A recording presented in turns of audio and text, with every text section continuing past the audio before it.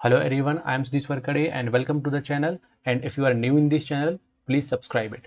So students, इस video में हम यहाँ पे देखने वाले हैं question, and the question says that how did Hersey and Chase prove that DNA is the genetic material?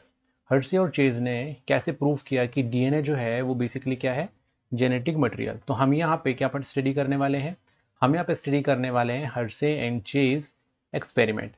तो वीडियो को चलो शुरुआत करते हैं।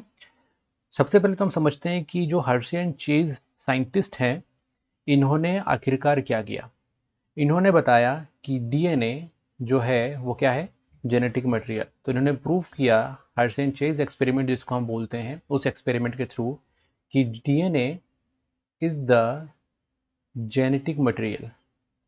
तो डीएनए जो है वो जेनेटिक मटेरियल है, ये किसने प्रूव किया, हर्से एंड चेज ने।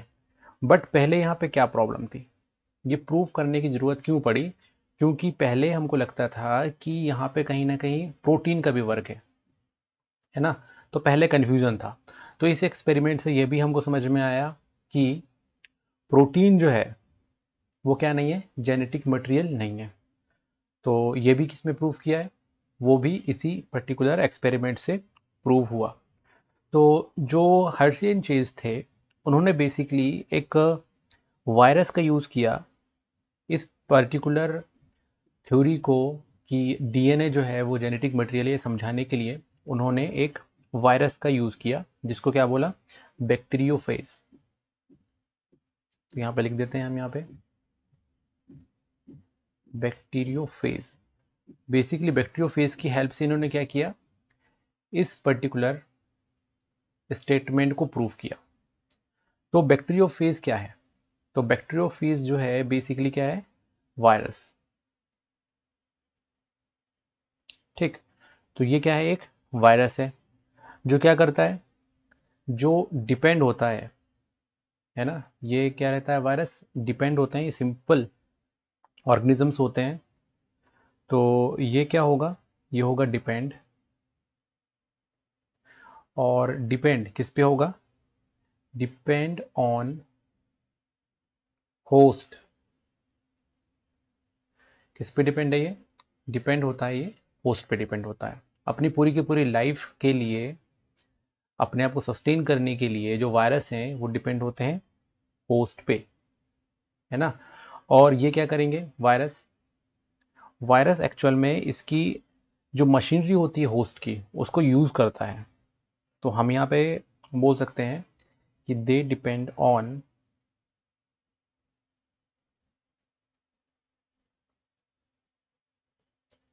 Metabolic machinery, metabolic machinery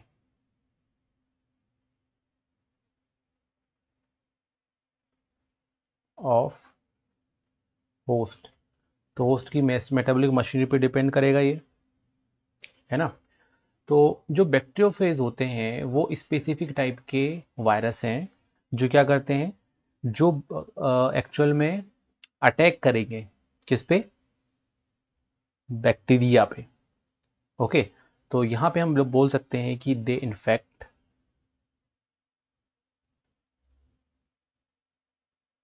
bacteria. क्या करेंगे, बैक्टीरिया को ये इन्फेक्ट करेंगे और फिर उसके अंदर ही क्या रहेंगे, उसके अंदर ही ये जिंदा रहेंगे, है ना। तो ये जो बैक्टीरियोफेज होते हैं ये बेसिकली दिखते कैसे हैं, थोड़ा सा हम देखते हैं इसके स्ट्रक्चर को।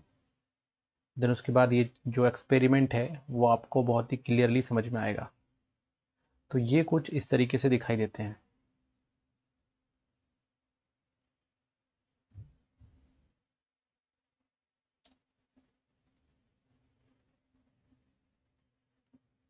तो यहाँ पे मैंने डिफरेंट कलर से इसका पोर्शन बनाया है। तो ये जो मैंने वाइट कलर से जो बनाया है बेसिकली ये क्या है, ये इसका प्रोटीन कोट है।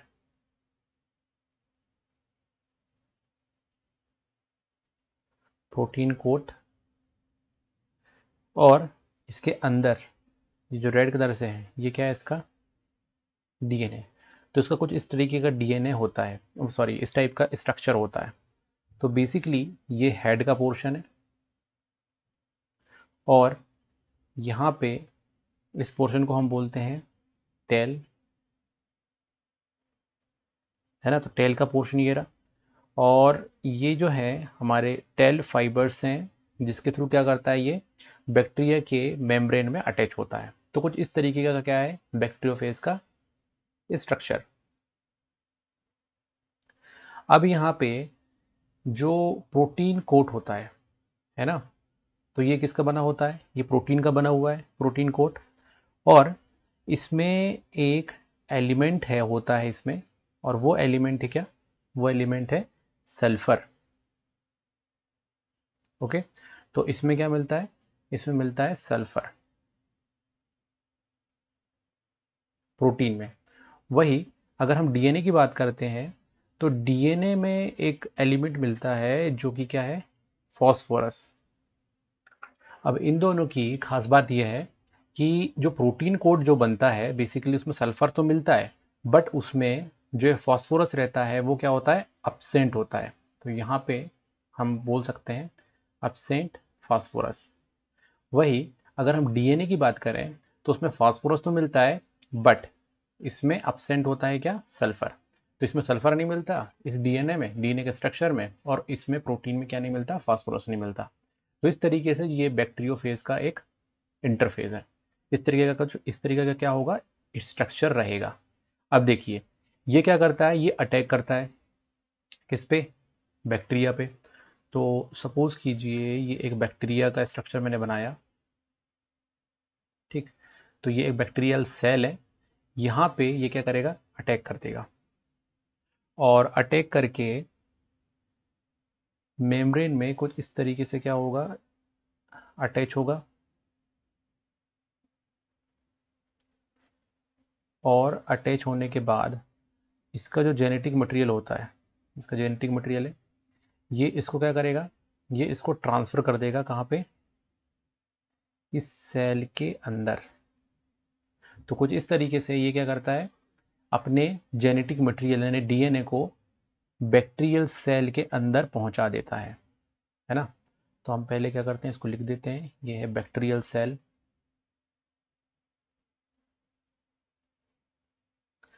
अटैक किया, अटैक करके सेल के अंदर इसने अपने डीएनए को पहुंचा दिया। अब ये जो डीएनए होता है ये क्या करेगा, इस पर्टिकुलर मशीनरी का यूज़ करेगा और अपने ही जैसे बहुत सारे क्या बनाएगा, बैक्टीरियोफेजेस बनाएगा, ठीक। अब इसकी क्वांटिटी क्या होगी, इसके अंदर इंक्रीज होती चली जाएगी और देन एक ऐसा टाइम आएगा और इतना प्रेशर यहाँ पे क्रिएट होगा कि ये क्या हो जाए, बस्ट हो जाए, है ना। और क्या होगा, ये टूट जाएगा, ये सेल टूट गया। देन इसमें बहुत सारे बैक्टीरियोफेजेस जो हैं वो क्या हो जाएंगे, रिलीज हो जाएंगे, होगा रिलीज।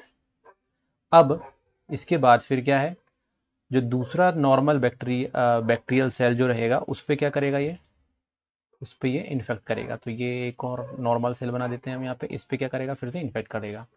तो इस तरीके से क्या होता है, इसकी लाइफ साइकिल चलती रहती है। अब ये जो लाइफ साइकिल जो है ये पहले नहीं पता था ना, कि क्या अंदर जलता है, किसके अंदर क्या जाएगा और कौन सा नहीं जाएगा। ये पोर्शन पहले हमको पता नहीं था, ये एक्चुअल में हर्शे एंड चेस ने इसको प्रूव किया, है ना। तो अब उन्होंने आखिरकार ये एक्सपेरिमेंट किया कैसे, हम वो देखते हैं। हर्शे और चेज ने रेडियो एक्टिव टेक्निक का यूज़ किया, है ना। क्योंकि जो रेडियो एक्टिव मटेरियल्स होते हैं उनको हम क्या कर सकते हैं, आसानी से पता लगा सकते हैं with the help of radio active detector. तो उन्होंने क्या किया था, रेडियो एक्टिव मटेरियल का यूज़ किया था, है ना।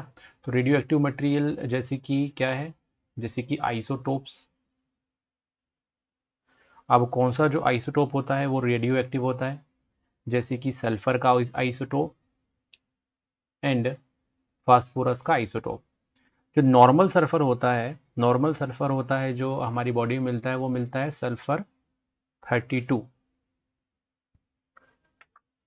और जो फास्फोरस मिलता है वो कौन सा मिलता है, वो मिलता है फास्फोरस 1। तो ये दोनों हमारी बॉडी में नॉर्मली जो है मिलते हैं। सल्फर जो मिलता है प्रोटीन में वो मिलता है सल्फर 32, और जो फास्फोरस मिलता है फास्फोरस 31 मिलता है। अब यहाँ पे इनका एक और आइसोटोप है जो कि रेडियो एक्टिव होता है, उसका यूज़ किया हार्टसेन चेज ने। तो सल्फर का क्या यूज़ किया उन्होंने? सल्फर यूज़ किया S35, है ना, तो ये रेडियो एक्टिव मटेरियल है। और फास्फोरस का यूज़ किया कौन सा? फास्फोरस 32। तो ये दोनों आइसोटोप्स का यूज़ किया जो कि बेसिकली कैसे हैं? Radio active. अब रेडियो एक्टिव होने से क्या फ़ायदा है? इनको हम डिटेक्टर के थ्रू आसानी से पता लगा सकते हैं। अगर कहीं पर ये P32 और S35 अगर कहीं अवेलेबल है तो रेडियो एक्टिव डिटेक्टर की हेल्प से हम पता लगा सकते हैं कि ये प्रेजेंट है। तो इनका उन्होंने यूज़ किया, बट कैसे किया? तो उनके एक्सपेरिमेंट में देखिए उन्होंने क्या किया। उन्होंने 2 टाइप के बैक्टीरियोफेज प्रिपेयर किए। कितने टाइप के? 2 टाइप के। तो 2 टाइप बैक्टीरियोफेज। इन्होंने जो बैक्टीरियोफेज यूज़ किए थे उसको हम बोलते हैं फाज T2। ठीक, तो ये T2 बैक्टीरियोफेज है जिनको क्या किया था इन्होंने यूज़ किया। तो 2 टाइप के कैसे बनाए यहाँ पे देखो। ये हम बनाते हैं यहाँ पे नॉर्मल बैक्टीरियोफेज।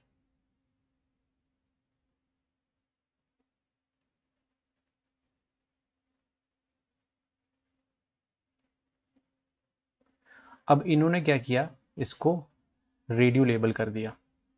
कैसे? फास्फोरस और सल्फर को ऐड करके। तो फास्फोरस कैसे किया ऐड और सल्फर कैसे किया? जैसे फर्स्ट वाले इसमें देखते हैं, फर्स्ट वाले केस में, इस वाले में उन्होंने क्या किया कि सल्फर को एक्सचेंज कर दिया। इसमें जो नॉर्मल सल्फर था S32, है ना, ये प्रोटीन कोट है, तो प्रोटीन कोट में क्या मिलेगा? S32। इसकी जगह पे इन्होंने इसको रिप्लेस करके क्या ऐड कर दिया? S35। तो जो हमारे पास बैक्टीरियोफेज बना इसको ऐड करा यहाँ पे S35, तो ये ऐड हो गया। ओके, तो ये है बीच में जेनेटिक मटेरियल और ये हमने लेबल कर दिया, तो ये बैक्टीरियोफेज बन गए। तो ये है S35 ऐड करने के बाद। अब वही उन्होंने दूसरे में क्या किया, यहाँ पे एक्चुअल में होगा कौन सा? अंदर डीएनए। जो डीएनए है यहाँ पे क्या होना चाहिए? यहाँ पे है P31 नॉर्मल कंडीशन में, बट अब क्या हुआ? अब इसको उन्होंने रेडियो लेबल कर दिया। अब रेडियो लेबल उन्होंने किससे किया? इसमें उन्होंने जो रेडियो लेबल किया है वो किससे किया है? P32 से। तो अंदर जो है वो क्या आ गया? P32। तो इस तरीके से क्या हुआ? दो T2 फेज बैक्टीरियोफेज बने यहाँ पे। अब अगली प्रोसेस में इन्होंने इसको क्या किया? अटैक करवाया। इनसे अटैक करवाया किस पे? ई कोलाई बैक्टीरिया पे। तो हम यहाँ पे ई कोलाई बैक्टीरिया बनाते हैं, इन्फेक्ट कराएंगे दोनों को। तो ये है ई कोलाई बैक्टीरिया।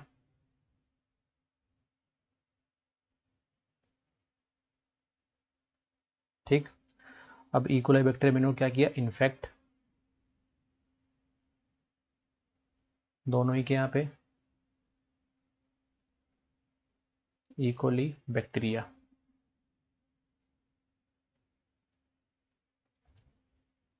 तो देखिए ये क्या करेगा? इस पर अटैक करेगा।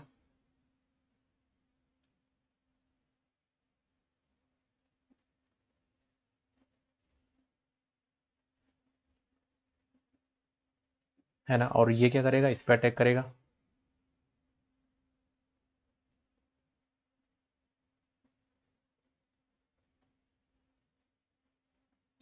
कर दिया अटैक।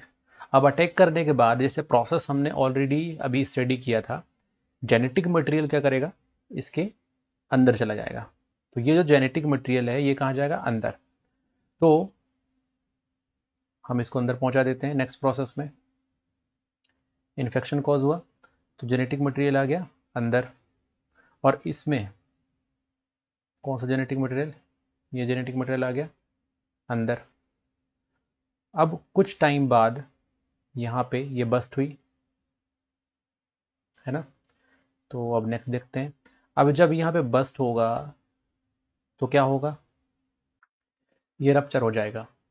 बट अब हम क्या करेंगे कि जैसे ही हमने इसको इन्फेक्ट किया, तो इन्फेक्ट करने के बाद फिर हम क्या करेंगे, इसको इसको हम ब्लेंड करेंगे, है ना। इसको भी यहाँ पे हमने ब्लेंड किया यानी मिक्स, और फिर इसके बाद हमने क्या किया, इसको इसको किया फिर सेंट्रीफ्यूज।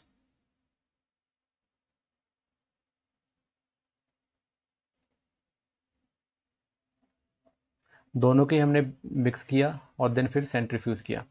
तो आफ्टर सेंट्रीफ्यूगेशन क्या होगा कि जिसका मॉलिक्यूलर वेट ज़्यादा है वो नीचे की तरफ आ जाएगा, और जिसका मॉलिक्यूलर वेट है वो ऊपर की तरफ चला जाएगा। तो दोनों में ऐसा ही होगा। तो हम देखेंगे कि ये दोनों क्या हो गए, अलग अलग हो गए, है ना।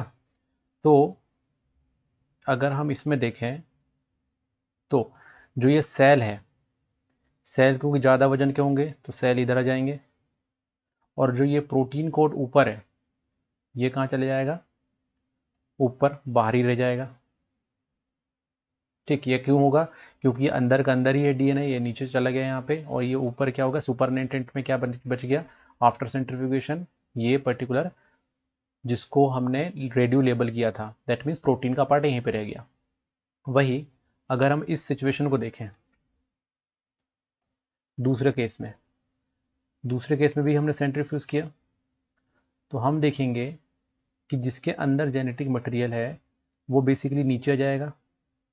क्यों, क्योंकि क्योंकि वो सेल के अंदर है ना। और ऊपर का जो है मटेरियल वो क्या आ जाएगा, सुपरनेटेंट में आ जाएगा ऊपर की तरफ, लिक्विड मटेरियल।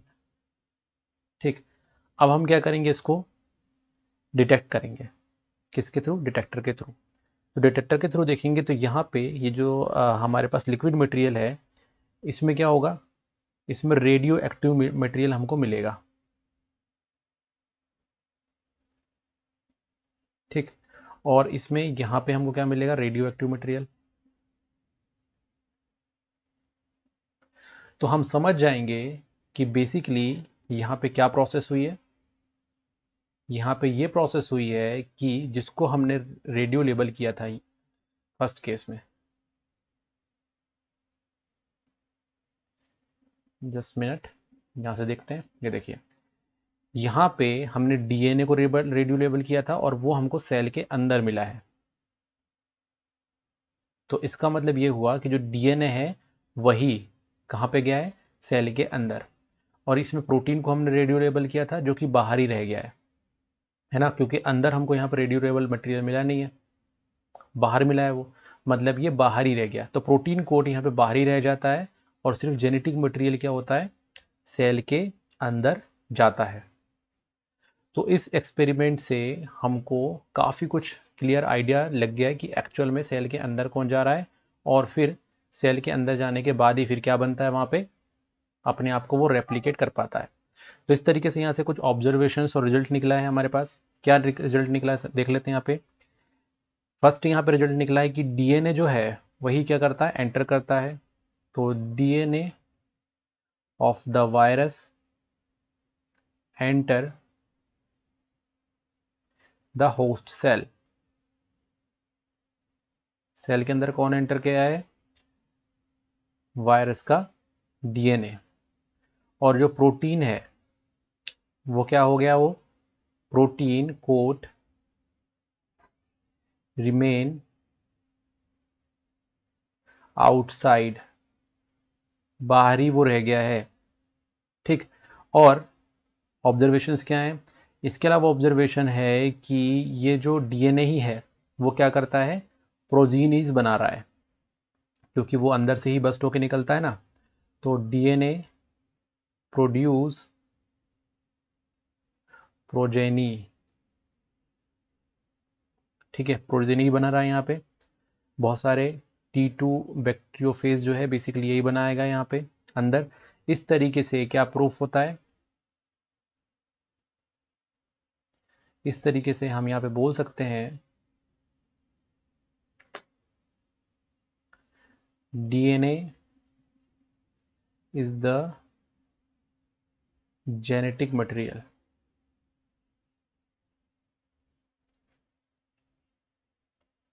आई होप आपको ये वीडियो पसंद आया होगा और समझ में भी आया होगा।